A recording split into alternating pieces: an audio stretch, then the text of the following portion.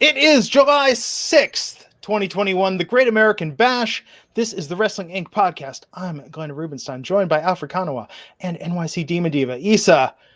Welcome to the show, everybody. Great American Bash. Alfred, you pumped? You feeling it? It was a fun show. It was a good, nice American. A little late because we just had the July 4th holiday, but it was a fun show. It's true. Issa? It was enjoyable. Yeah, it was a fun show. A lot of things went as expected. But a lot of fun wrestling. It's good. Well, and Hit Row. Yeah, I love what that's what I'm talking about. What a mistake to put on Adam Cole and Kyle O'Reilly after Hit Row. Hit Row, who demonstrates if your characters and your shtick and your presence is good enough, you don't even need to wrestle. You can steal the show. They can have a whole concert. That's what I thought they were going with that. They should have gone longer. They should have. Yeah, entire show, Hit Row, just nonstop cipher, start to finish, 2 hours. Yeah, I would pay to see it. They could bring in D12.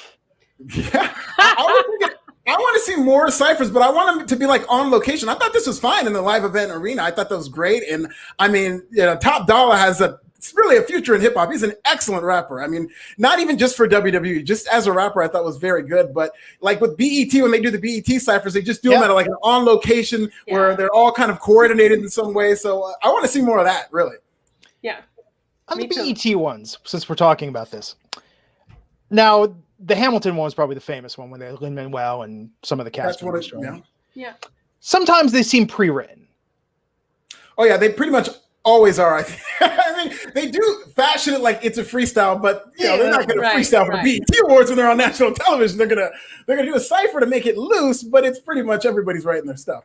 Right. See, back in my day, that was against the rules. Like you can't just start busting out pocket rhymes. Like you got to come up with this stuff, and you better reference things that are there in the room so people know you're making this up.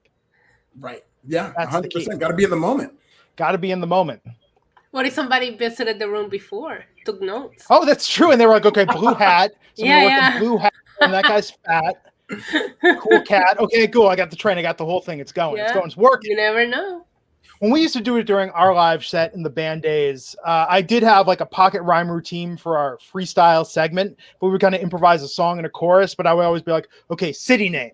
Talk about like highways that we took to get here. Like, so I would change it. It was like Mad Libs a little bit. Like I'd work in details. Oh, can you freestyle for us to start? I am not doing that right now. Why? Because who knows what might come out of my mouth. In honor of Hit Row. It's been a while. There are things that, it's all good. But we're just talking the game. I don't have to memorize. We're just talking technique here. Okay. But that being said, there's a lot to dive into tonight. Very enjoyable show. We saw the battery. The battery is charged. You said the rapid charging. The rapid charger finally. Yeah, well done. She got one. Oh, so good. So good. So first though, what's in the news? Well, pretty busy day in the news, very sad day in the news, as I'm sure you've all heard. Jimmy Uso has been arrested again on suspicion of DUI. He was arrested in Pensacola, Florida, on Monday at around 10:35 Eastern. He blew a 2:05, where the legal limit in Florida is 0.08. Of course, this is not the first time that Jimmy Uso has had a run-in with the law related to a DWI or DUI suspicion.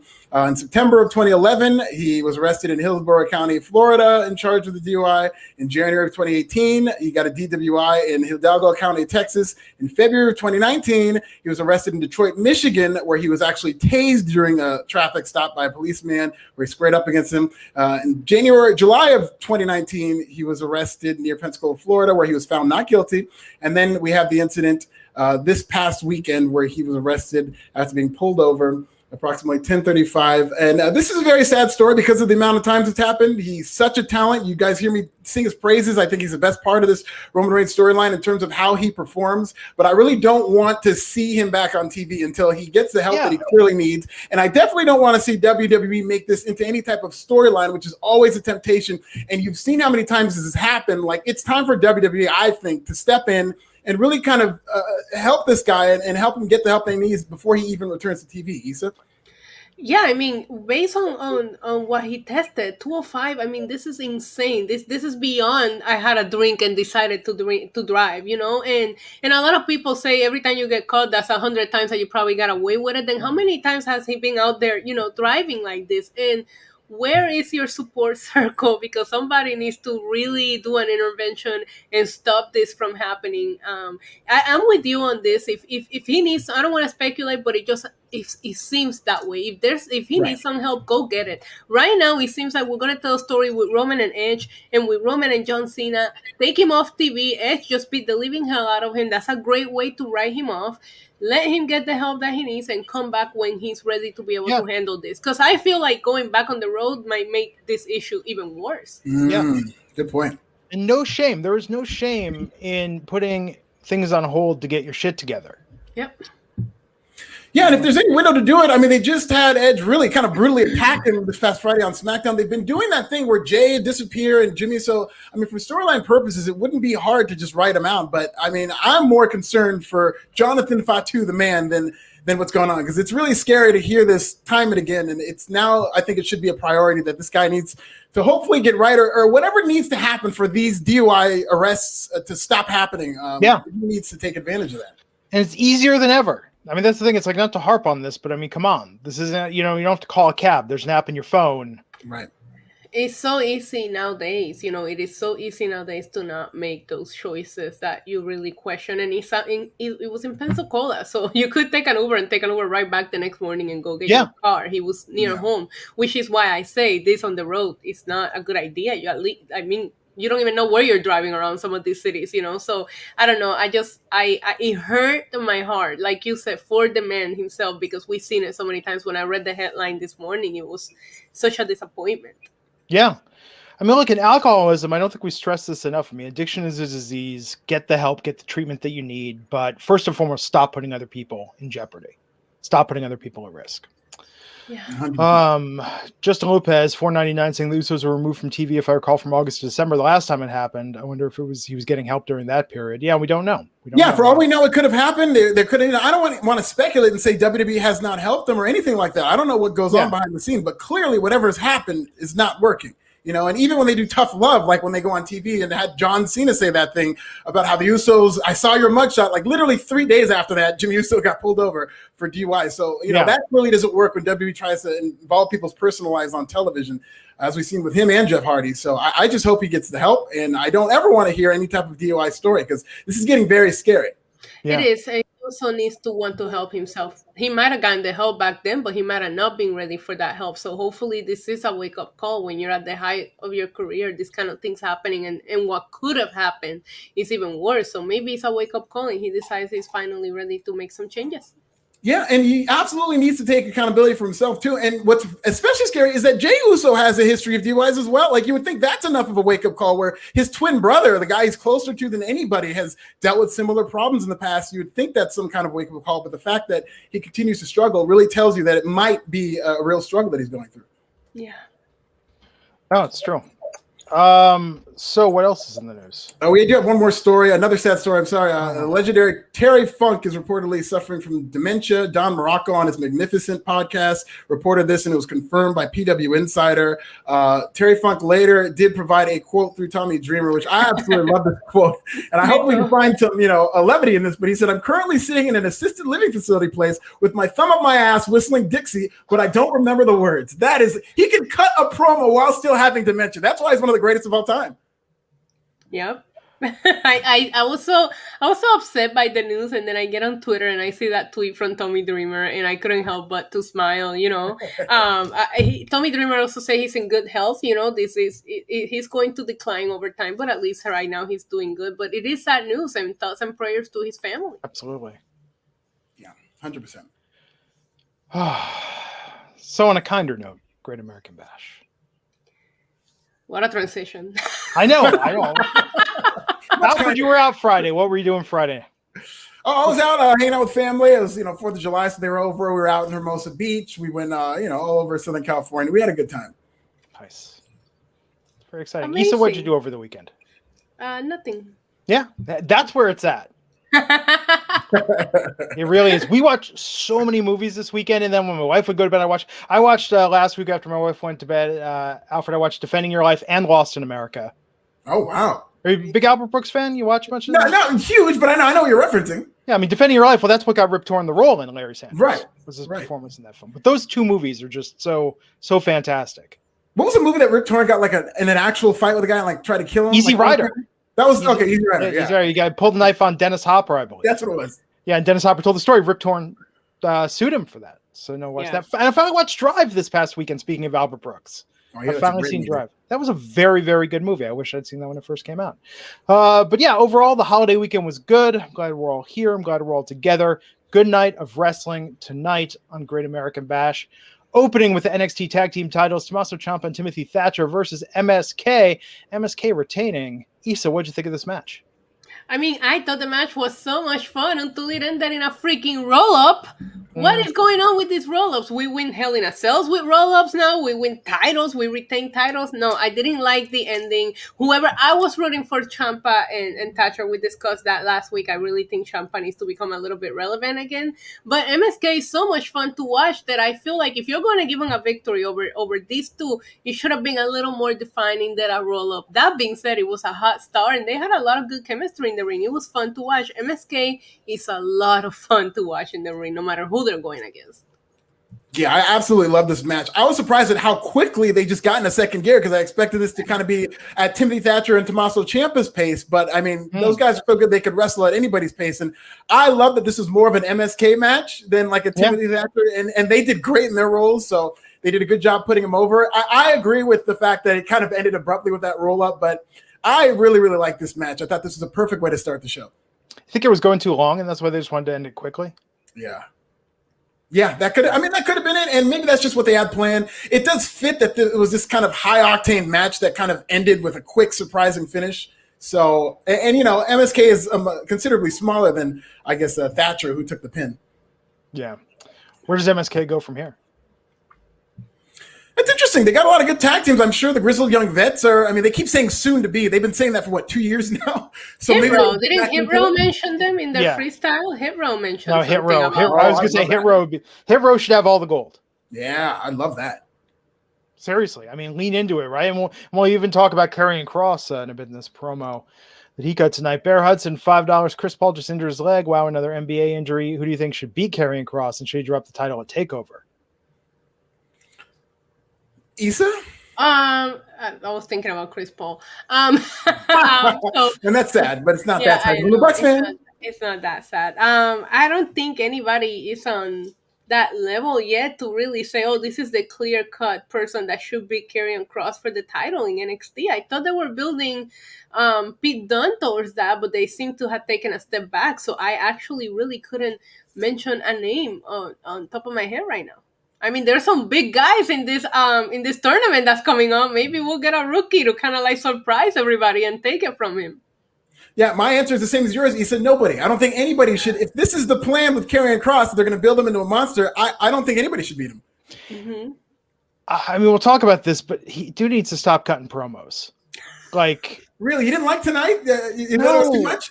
I thought when he would just came out there and sort of growl and be like shirtless and sweaty, like with Scarlett, that was a pretty good monster look. But now they've got him in the suit. He's not looking as vicious as he did, but like mystery is your friend when you're a killer. Absolutely. You know, you get to know the guy too much, and it's just not as intimidating anymore. You know. Tim Mickles, though, with distracting me, saying that I watched the verses between Bobby Brown and Keith Sweat. I need to find that and watch that immediately after this show. That was pretty good. That was the one that just happened. I think I heard good things. I'm gonna check that out. Versus has been really fun. It has been really fun. I watched bits and pieces of it, and it was good. I saw the Bow Wow Soldier Boy one, and that was just. I mean, it got kind of awkward because they were kind of sniffing at each other, but it was a lot of fun to watch. I'll say that. Yeah. I couldn't sleep. This was like a year and a half ago. I was in a hotel room in New York, and I was like reading about Bobby Brown, as I often do, in the members of New Edition. Then it was like, Bobby Brown has a hot sauce and food company, and I ordered like $300 of Bobby Brown hot sauce and spices. I love that. Because you gotta support the man. You gotta support the man. It's actually pretty good. His hot sauce is pretty good. I'm going to bring ribs to Vegas, and I'm going to have the hot sauce with that. Yeah. Team Bobby, man. Can we just go to like one of the buffets or something? Like you don't have to bring them. There's plenty of restaurants we can just all go to, and then just have Glenn bring in the sauce. Oh my God. I'm sorry. No, I was just saying we'll go to get a buffet, and then Issa can have the hot sauce in her bag. We could just put the hot sauce in Issa's bag, and then we'll use it when we need it. I was watching the other night, came up with my suggestions because I watched the Vegas YouTube, how to beat the buffet on the Food Theory channel. And they're talking about these ways to condition yourself to eat more. And I'm just like, oh my God, this is how I live my life. Where it was like, have like a light breakfast and then like an hour later, drink a soda. And then just sort of sit around and do nothing. And you'll be good to just, like demolish a buffet in no time. And I was like, oh my God, this is how I'm eating. This explains so much why I have trouble taking off the weight. I'm just in buffet mode all the time. Buffet mode? Yeah, absolutely. That's a t-shirt.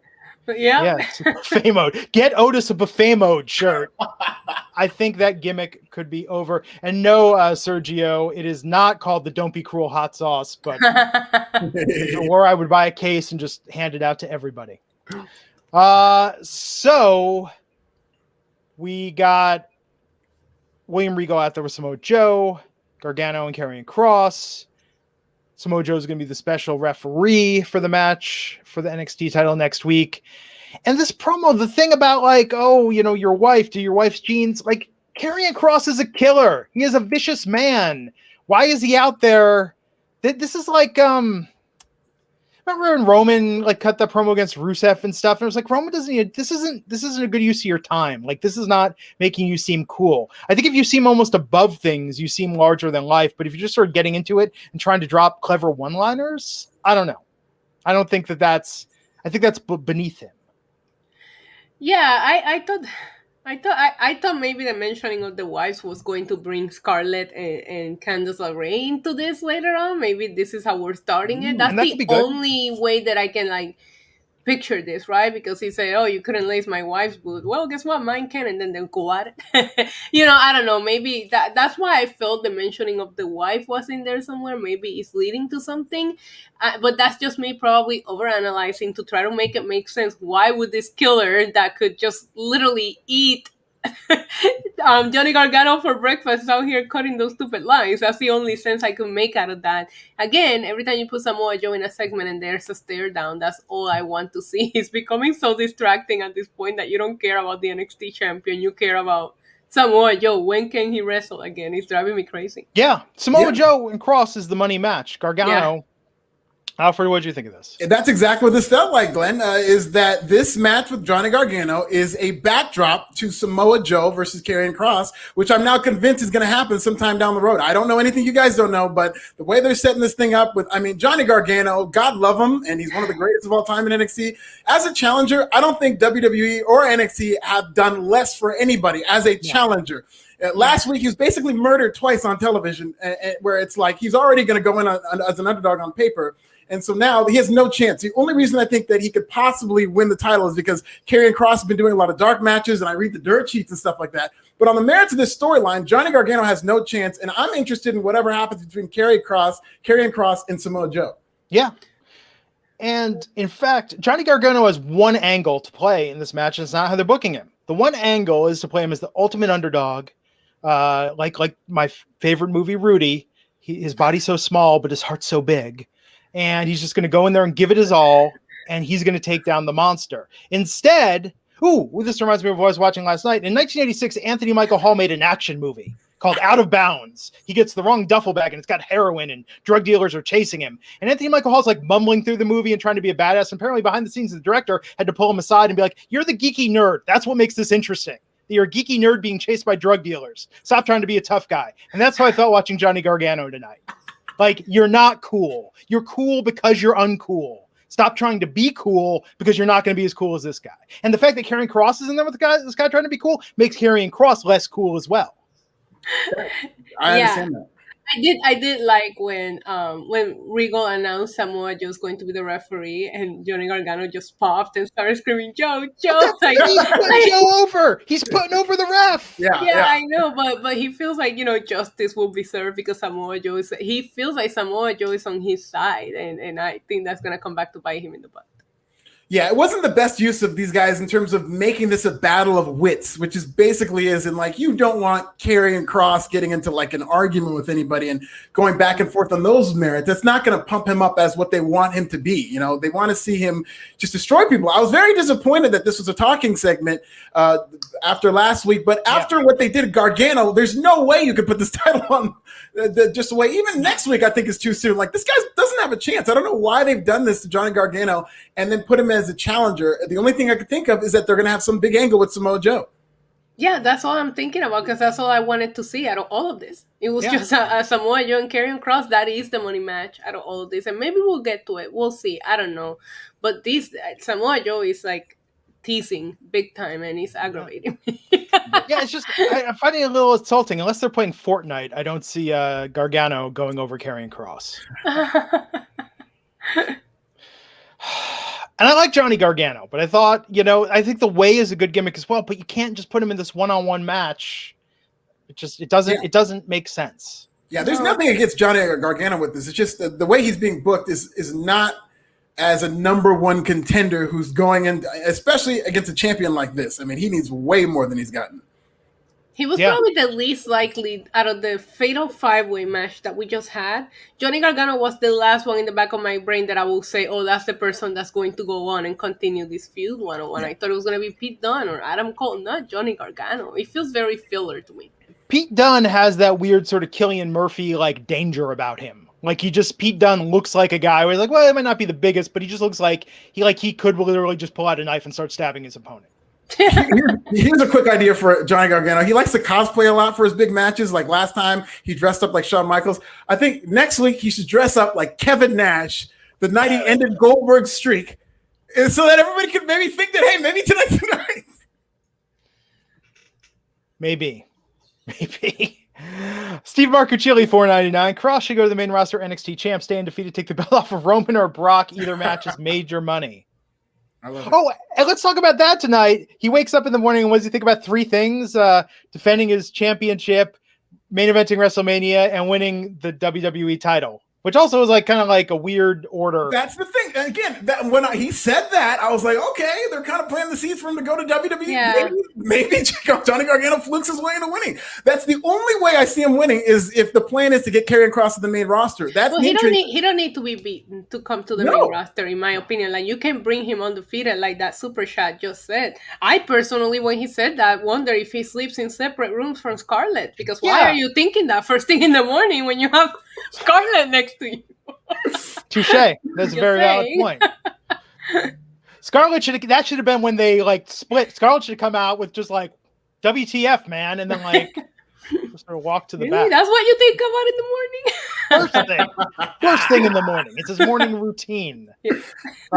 Antoine Fair, $5 there. Evan Kross speak way too much. Also, Issa rules. That's the super chat I spent $5 on. Hey, thank you. I agree. The less he talks, the better. But I will say, because I hated when he was talking at first, and I still don't like that they make him talk all that much. But I do like when he's intense about it and when he's screaming. Like he does remind me kind of but when they let Batista talk and he just kept these really loud, intense promos. But that's not his strength. That's not what he's going to make money doing. If he just growled, that would be enough. Seriously, that better than most things that they're giving him to say. $1 million title rematch tonight. Cameron Grimes versus LA Knight. Loser has to be the other one's Butler. And Cameron Grimes is LA Knight's new Butler because LA Knight retained. Alfred, what'd you think of this match? I thought the match was good. I was very surprised by how decisively LA Knight won. I was expecting some shenanigans, but I mean, Cameron Grimes did a great job building up that drama. Like that 10 count that he just barely made in the ring. They did such a good job barely making the 10 count, and I thought LA Knight's facials were really good, and I thought they were really good together in this match. I just was very surprised by how it ended, how the finish was. I wasn't surprised that Cameron Grimes lost, just how kind of decisively he lost toward the end. Yeah, I am. I agree with you. I love that you brought up his facials because that's the one thing that really caught my eye was LA Knight's facials throughout the entire match. really, really good. He was telling a good story. I enjoyed the match. I was like, we're going backwards with 2 matches today where we have like the ladder match or like the non-sanctioned match, and those matches were so brutal that I was curious to see if tonight was going to fall short what, some of these guys were going to give us. But I thought that it was fun. They had a normal wrestling match. I thought Cameron Grimes did a good job, and I cannot wait to see what they do with him as LA Knight's Butler. It's going to be so much fun. I just hope it doesn't end up being all comedy, because like Cameron Grimes is obviously very over, and at some point he needs to win this title back.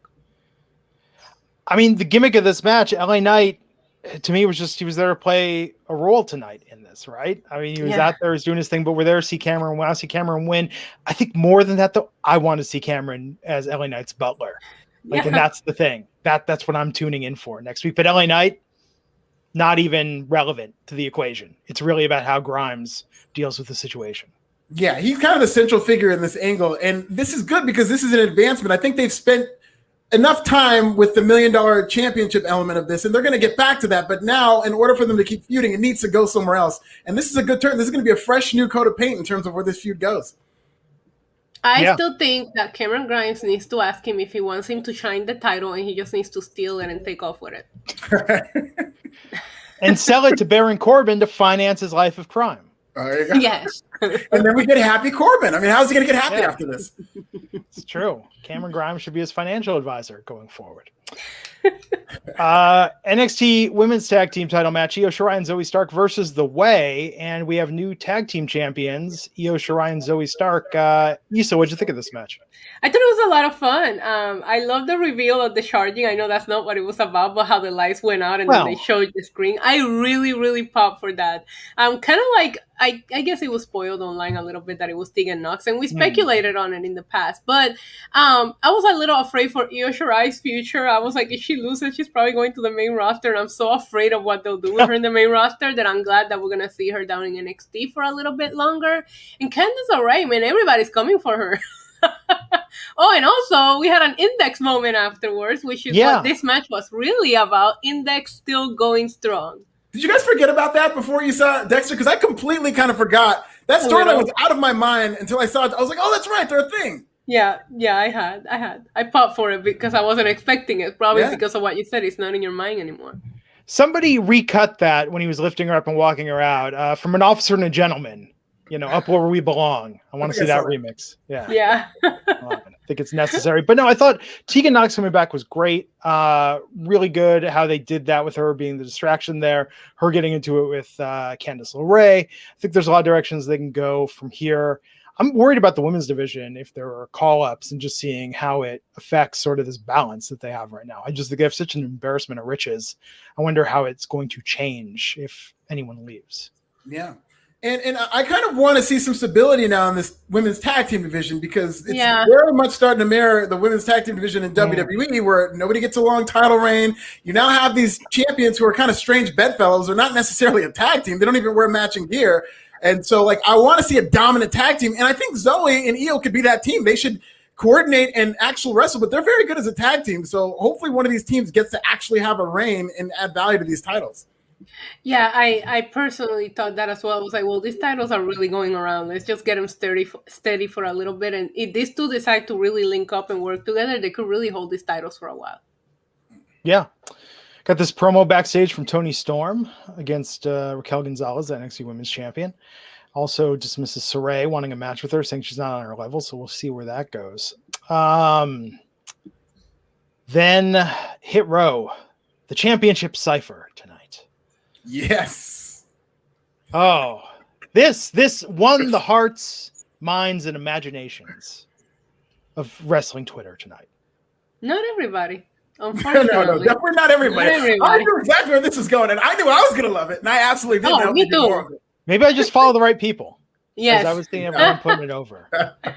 Yes, you do. But I was like, I saw some tweets and some comments, and I'm like, oh, come on, don't kill my vibe right now. I was vibing, I had my drink. I'm like, okay, this is it. Like, keep this. Forget about O'Reilly and Adam Cole, and let's just let them take over the show. But I did see some people that it was just not for them. When they mentioned potential opponents, I would just love to see that. Similar to how remember when Enzo roasted the cruiserweights? I would love Hit Row just to come out and just like roast the entire roster. I'm sure we're due for that one of these days. I mean, they could do it. I thought this was excellent. As somebody who absolutely loves hip hop and even battle rapping, I thought these guys were great. I thought everybody was incredible. I'm a big hip hop guy, so I had no problem. And I could see people who like wrestling, especially NXT, which is like a hardcore wrestling property.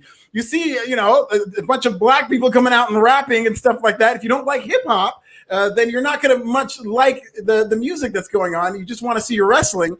But I loved it. I thought that was incredible. And I thought that was a very unique idea in terms of having this rapper gimmick and having them do this instead of just having this WWE produced kind of rapper gimmick. The Cypher is as hip hop as it gets. So I loved it. Yes. And I love that you brought that up because that was my point. Every week they're doing something different and refreshing. You're not seeing the same promo, the same moments, the same things from Hit Row. And that's what's keeping them super cool and fresh. I personally loved everything about it. I vibe very hard to that. And I give them credit for this, that when WWE, and I could see where this cuts both ways a little bit to the viewer, WWE almost simplify, I don't want to say dumbs down, they almost simplify hip hop to make it so accessible. Yes. When it's on SmackDown and Raw. And they'll even have like JBL or someone on commentary to like give like the corniest reaction to all of it, right? This was not watered down. This was not made accessible. This was not, okay, so you're gonna rhyme slower, so people, and you're really gonna enunciate the punchlines. Yeah. No, this was very, very credible. It felt very real, and I give them a lot of credit for that. And I think that might be where some people weren't able to get into it, but I like that they strove for authenticity as opposed to presenting something a little more middle of the road.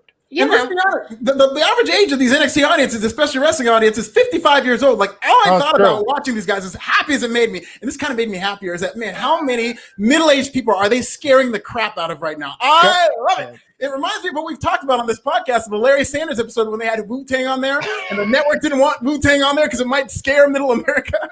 They're a little too urban. Well, how about Lenny Kravitz? He's only half urban.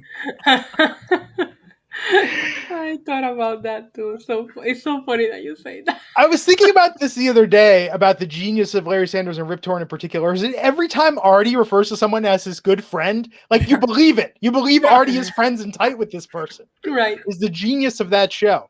His good friend Angela Lansbury. Yes. No, I thought this was very good tonight. But yeah, you're right. There's a lot of the NXT audience. The last hip hop record they bought was the Fat Boys with the Beach Boys doing Wipeout. And even that was a little too street for them. Oh my God, Glenn. You savage. Although in terms of old school rap, and I'm so excited about this, Apple Music finally added like the UTFO record with Roxanne, and it's and the real Roxanne, and it's uncensored. Finally, there's no like beep for kicking the ass. And I was like, I've been waiting my entire life to hear that uncensored. I've always heard the censored version. Oh, And I'm like that with a lot of songs where I have memorized, like Jay-Z's Takeover. I have the censored version memorized because I saw it so many times when he did it live on NPTV Unplugged, and I rapped the censored version instead of the actual bars. Can I tell you I found Unplugged like 3 weeks ago online? No. Oh, wow. Yeah, I was in the mood to watch that, and I was like, I thought it was released on DVD. Apparently it was not, or it's not easy to find. Like, I can tell everyone this, it's on Vimeo. Someone uploaded it to Vimeo. If you just search Jay-Z Unplugged Vimeo, you can find it. I'm watching that for sure. Sat and watched that the other day. It was fantastic. But no, I think, and I think even Hit Row could use a little more of, I wonder if they would do that. I wonder if they actually censor them. I think their lyrics were pretty.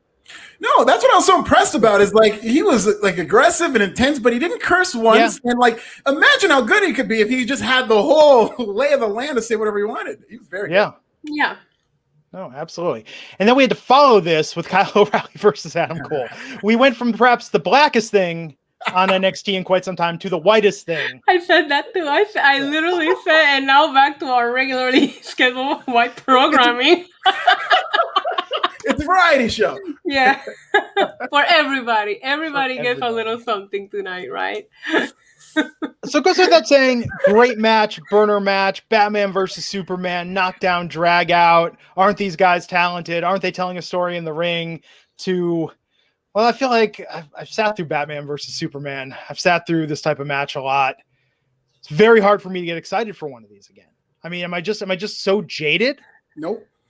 I mean, maybe, but I'm with you, Glenn. Like, this is a good match. I just didn't. Listen, my attention as a Bucks fan, maybe it's not fair, but my attention was also the NBA Finals, and so it only took so much for me to be like, okay, let's see what's going on in the NBA Finals, because I've seen this match before. I've seen them do this. And also, the way this feud is going, this felt like the match they should have had before they had that marathon where they can't do everything, you know? Yeah, I was really kind of burnt down on it, to be honest. That was my issue with it. It was like, where do you go after an unsanctioned match where everything goes and it was so violent, and now you're just going to have a regular technical wrestling match? Okay, they told a great story. Of course, it's Kyle O'Reilly and Adam Cole. When are they not going to wrestle a good match? But it's just like you're going backwards.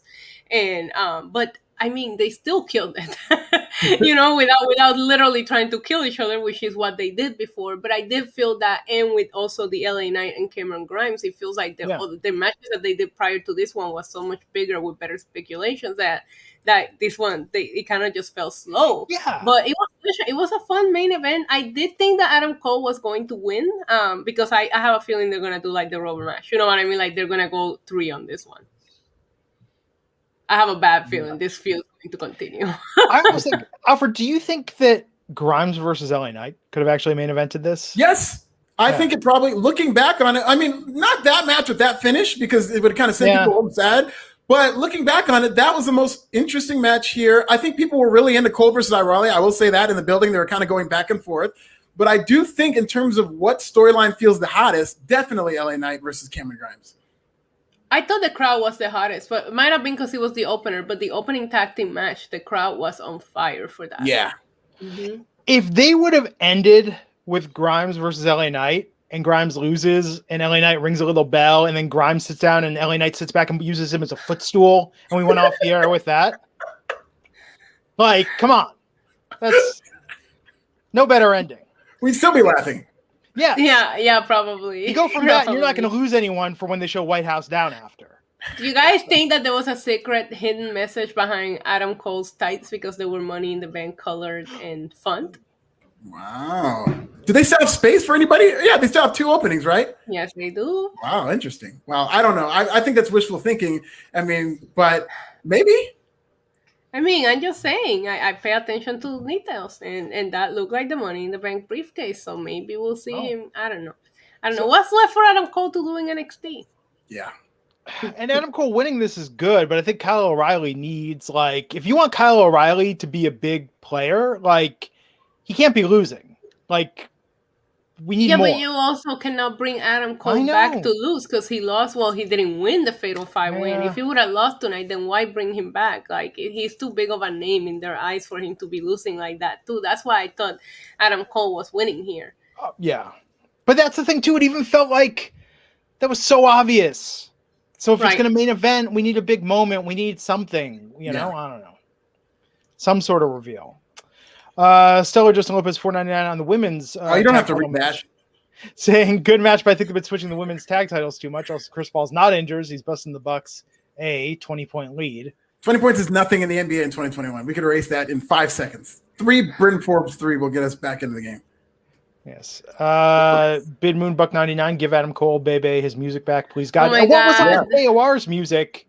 These themes. Both of their musics are horrible. Terrible.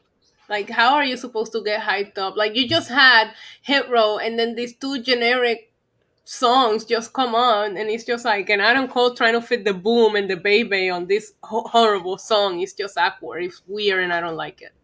That's the thing you would think. So they're going to come up with new Adam Cole music. The one thing it has to have is that cue or whatever the post is to hit where he says Adam Cole, baby. Maybe the music slows down or stops. They've got nothing. It's just he's making it happen with the hand signals, and the crowd is at least going for it. But I'm like, no. And I don't like it because at this point, it's like if he was doing like a surprise run-in and the music hit, I would have no idea who's coming out. Right. Yeah. No clue. And this is for a couple of the wrestlers in NXT that have very generic music. Like, if that was like some kind of like main roster, oh my God, this person just showed up, I will have to look at the person coming out to know who it is. That's how generic that music feels.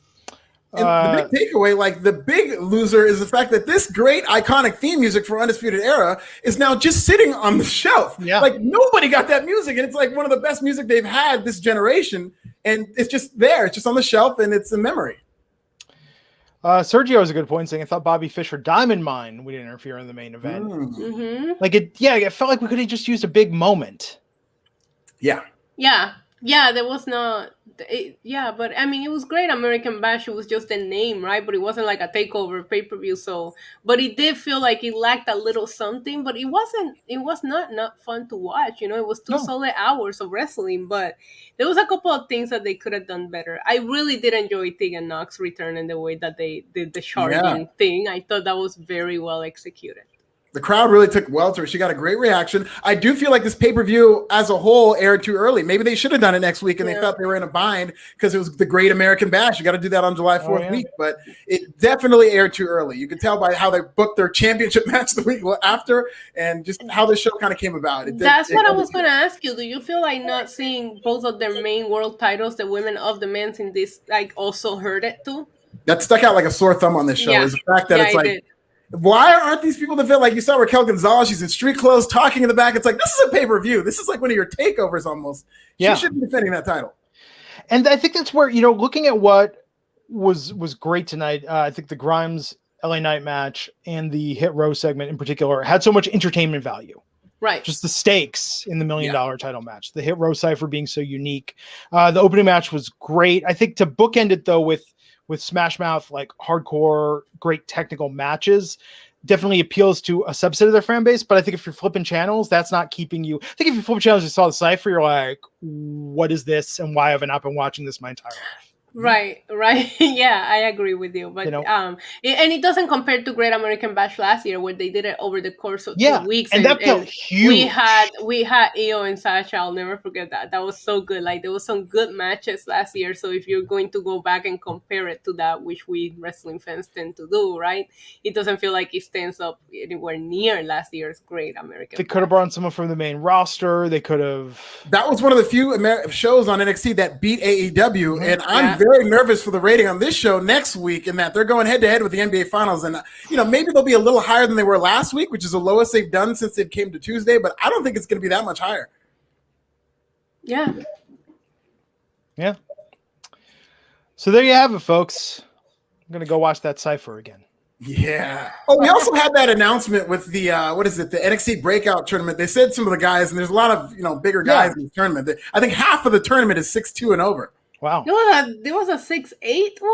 I was like, oh my god! Like look at NXT trying to get full-size wrestlers. I've got the measurement right here. Andre Chase, 6'2", 222. Josh Briggs, 6'8", 290. We've got Joe Gacy, 6'1", 250. Odyssey Jones, 6'5", 405. And Duke Hudson, 6'5", 270. Let's go! Full-size wrestling is back in style, baby. I mean, just find the biggest guy and put him in a match with Karrion Kross. That'll be credible. The 6'8" guy, or there was one in the background. I wonder what Seth Rollins thinks of that guy. What was his name? The one in the front with the funny suit? Ika Manjiro. He's okay. As much as there's a lot of big guys, I want him to win it all. I love this guy because he wrestles with attractive. I know I'm not familiar with him, but I absolutely loved him right away. And I love that in his description he said handsome and great style or something like that. And I was like, yes. Japanese handsome style. I wrote it down in all caps. I wish you guys can see it. Japanese handsome style. He's my pick to win it. I just love this guy. I love that. Yeah, I loved him. I loved him too. I thought all of them made a really good impression. I love that they brought him out there. It was fun to see a preview, and I'm not familiar with a lot of these guys, which is what a breakout tournament should be. Absolutely. Justin Lopez, Buck99, saying Odyssey Jones was working dark matches last week. So there you go. You might. I didn't hear that. I heard he turned some heads. I mean, he's a huge guy. So, we'll see. We'll see what he looks like. We'll see what these guys, I hope these guys can go, because WWE and NXT really do need these bigger, more impressive looking guys. But as long as they can go, I don't want to just see big guys. I want to see big guys who can wrestle. Agreed. But let's see what they can do. But I'm excited for the breakout tournament. I'm glad they gave them that segment, and we got to see a preview of what to expect. I think it'll be exciting. NXT, consistently my favorite wrestling each week. SmackDown's just a little repetitive. Wow. Roman Reigns gonna come for you. But when he doesn't show up, Issa, last Friday, my heart still hurts. Still hurts from that. I look forward to it every week. Every week I wait for that moment. Just like how Karrion Kross wakes up in the morning and thinks about the WWE title, I think of Fridays. And seeing Roman Reigns. What do you think about on Friday? Roman Reigns. I'm just picturing that she's got this calendar on, and every Friday it's got a picture of Roman's face. Every morning she wakes up and just puts an X next to the day. Yes. It's important to have goals. It's important to visualize. So speaking of Fridays, we're going to be back this Friday for SmackDown. And then we've got one more SmackDown after this week for Money in the Bank. I see they're pre-taping Raw. Yeah, Raw was week. already taped. So this is the last SmackDown in the Thunderdome. And technically speaking, the last Raw was already taped. So There you I go. cannot wait for us to be covering real wrestling again. You know, we're almost there, but it does feel like this week is dragging because I want the Thunderdome to be done so bad that these like last 2 weeks have taken forever. Oh, Ricky in the chat saying this Friday SmackDown is taped already. Maybe it is. I don't know. Oh, wow, That's interesting. Is it? Well, was Roman there? Who knows? Who knows? If they say Roman's not on Fridays, I'm gonna pull an Alfred and be like, "I'm sorry, guys, I'm not gonna make the show tonight." That's when Issa's gonna show up and be like, "Legally Blonde was on Paramount Plus." So Yeah. I'm just gonna get my recap for that. Oh my god, This will be good. So tomorrow night, AEW coverage is back. Yes, it is. Yeah, we were back last week. It was like we never left, and we'll be doing it again tomorrow. Very cool. Well, hey everyone, have a good night. Happy Great American Bash to you all, and we'll get you back here next time on the Wrestling Inc. podcast. bye.